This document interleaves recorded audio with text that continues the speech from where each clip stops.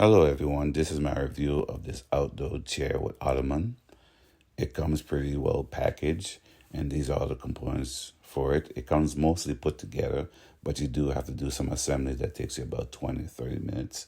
It comes with all the tools that you need in it to assemble it, so you don't need no extra tools, but you could use some power tools if you want to do it faster. But I'm putting it together here. We're using the tools that came with it so you can see it put together in real time here. You start by assembling the seat and the base area. You have to put on a few supporting brackets to reinforce the base and also put the legs on.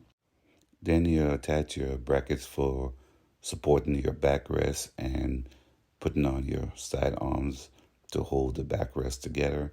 And then you put on your cup holders, and that's about it. So it's pretty easy to assemble. It is a bit heavy though, but it's a good thing. So when you have it outdoors, the wind won't blow it easy.